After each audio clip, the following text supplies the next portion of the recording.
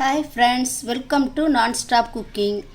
இன்றைக்கி நம்ம ஒரு டேஸ்டியான கத்திரிக்காய் மசாலா பொடி வறுவல் தான் செய்ய போகிறோம்.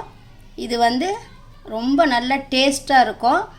இது நல்லா சாம்பார் சாதம், தயிர் சாதம், ரசம் சாதத்துக்கெல்லாம் சைட் டிஷ்ஷாக வச்சுக்கலாம். வாங்க இது எப்படி செய்யலான்ட்டு பார்க்கலாம்.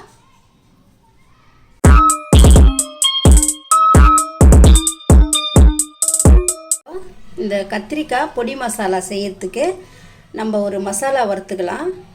அதில் கொஞ்சம் எண்ணெய் விட்டுடலாம். இதில் 1 டேபிள் ஸ்பூன் கடலைப்பருப்பு, 1 டேபிள் ஸ்பூன் உளுத்தம்பருப்பு,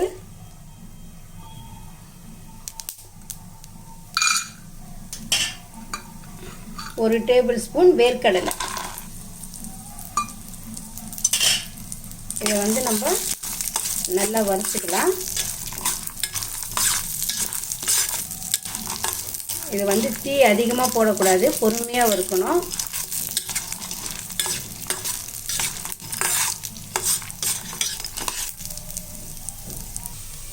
இப்போ இந்த கடலை பருப்பெல்லாம் பாதி அளவுக்கு வறுபட்டு இருக்கு. இப்போ இதில் நம்ம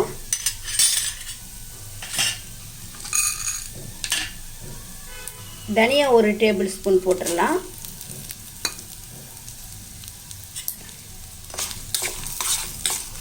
இதையும் நல்லா இது கூட சேர்த்து வறுப்படணும்.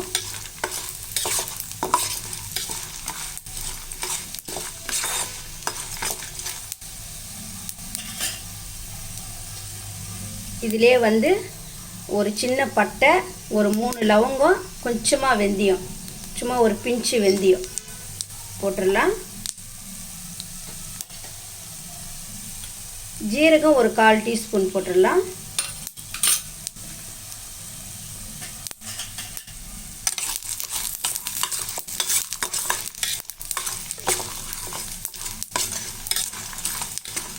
இப்போ இது நல்லா வறுபட்டுச்சு. இதில் இஞ்சி, கொஞ்சம் சின்ன துண்டு இஞ்சி அரிஞ்சு போட்டுடலாம். தேங்காய் இது மாதிரி அரிஞ்சு இதையும் போட்டுடலாம். கொஞ்சமாக ஒரு 2 சில்லு தேங்காய். இதெல்லாம் நல்லா இப்படி நல்லா வறுத்துக்கலாம். இதை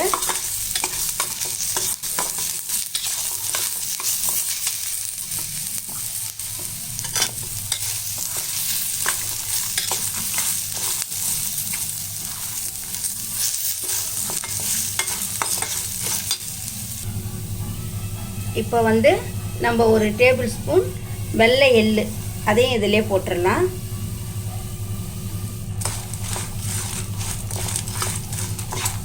இப்போ இதை நிறைய வறுக்கக்கூடாது. இதை நம்ம இப்போ ஸ்டவ் ஆஃப் பண்ணிடலாம். இந்த சூட்லேயே இந்த எள்ளு வறுபட்டுடும்.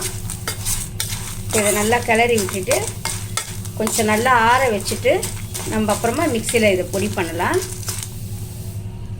இப்போ இந்த கத்திரிக்காய் பொடி மசாலாவுக்கு நான் ஒரு 4 கத்திரிக்காய் எடுத்திருக்கேன். இதை நம்ம நீளமாக அரிஞ்சிக்கலாம். இதை இப்போ நம்ம இந்த வறுத்த பருப்பெல்லாம் ஒரு மிக்சி ஜாரில் போட்டுட்டோம். இதில் நம்ம ஒரு 1/2 டீஸ்பூன் தனி மிளகாத்தூள் போட்டுடலாம். உங்களுக்கு காரம் இன்னும் அதிகமாக வேணும்னா 1 டீஸ்பூன் கூட போட்டுடலாம். இதிலே ஒரு சின்ன துண்டு புளி இதில் போட்டுட்டு இதை நல்லா நம்ம பொடியாக தூள் பண்ணிட்டு வந்துடலாம். அரைக்கக்கூடாது, பொடியாக தூள் பண்ணிக்கணும். இப்போ நம்ம ஒரு பேன் வச்சுட்டு இதில் ஒரு 3 டீஸ்பூன் எண்ணெய் விட்டுக்கலாம். இதிலேயே 1/2 டீஸ்பூன் கடுகு, கொஞ்சமாக சீரகம். இது பொரியட்டும்.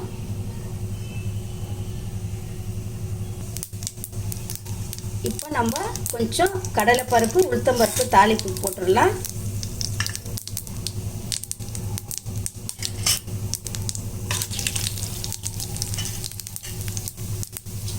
இதிலே 2 காஞ்ச மிளகாய் கிள்ளி போட்டுடலாம். கறிவேப்பிலை,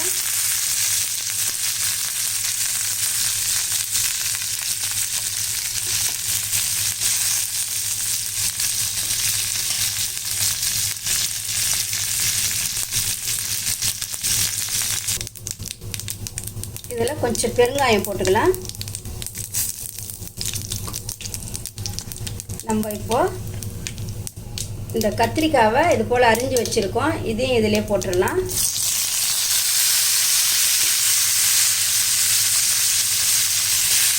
இப்போ இதை நல்லா கிளறணும்.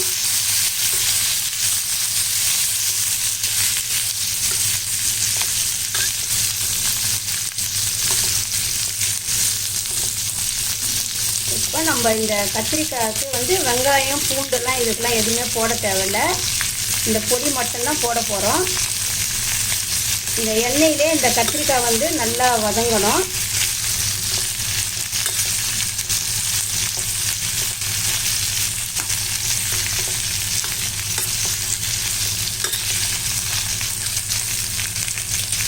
இது நல்லா இப்போது கொஞ்சம் மூடி போட்டு நல்லா வதக்கிடலாம். இப்போ இந்த கத்திரிக்காய்க்கு வந்து நம்ம ஒரு பாதி அளவு சால்ட்டு போட்டுடலாம். நான் வந்து இந்த பொடி அரைக்கும்போது அதுலேயும் ஒரு பாதி அளவு சால்ட்டு போட்டேன். இப்போ இது நல்லா வதங்கட்டும்.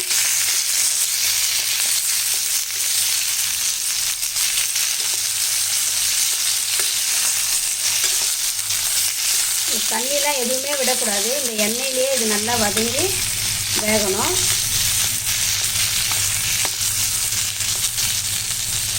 இப்போ இது அப்படியே நல்லா வேகட்டும். இப்போ பாருங்கள் நல்லா வதங்கிடுச்சு.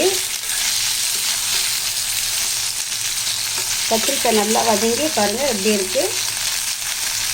இன்னும் கொஞ்சம் வதங்கணும். இது இந்த எண்ணெயிலே நல்லா இது வெந்துடணும். அப்படியே பாருங்கள், தண்ணியே நம்ம எதுவுமே விடலை இதில்.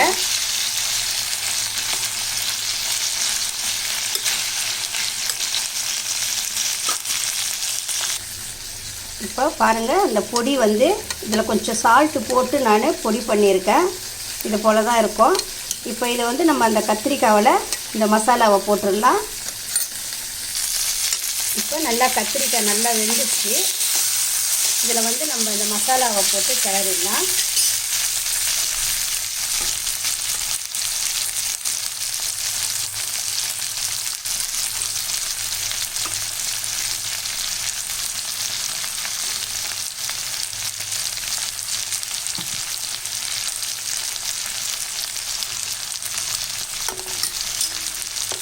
மசாலா போட்டு லைட்டாக கிளறி விடணும். இந்த கத்திரிக்காயில் எல்லா மசாலாவும் பரவணும். இது கொஞ்சம் கிளறி விட்டுட்டு இதை போடுங்க.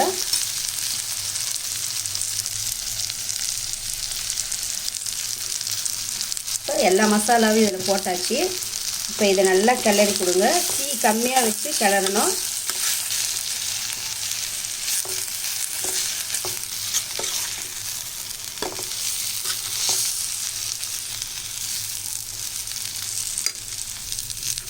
பாருங்கள், இப்போ இந்த நல்ல மசாலாவை போட்டு கிளறியாச்சு. இந்த கத்திரிக்காயில் இந்த மசாலா வந்து எப்படி பிடிச்சிருக்கு பாருங்கள். இது வந்து நம்ம இதில் நம்ம வெங்காயம் பூண்டு போடலை, தண்ணி விட்டு கூட நம்ம வந்து இதை வேக வைக்கல. அப்படியே ரெடி ஆகிடுச்சு பாருங்கள். இந்த ஒரு பொடி மட்டும்தான் இந்த கத்திரிக்காவுக்கு அவ்வளோ ஒரு டேஸ்ட்டாக இருக்கும். இது நல்லா சாம்பார் சாதம், ரசத்துக்கு, தயிர் சாதத்துக்கு, இதுக்கு எல்லாமே நல்லா தொட்டு சாப்பிட்றதுக்கு நல்லாயிருக்கும்.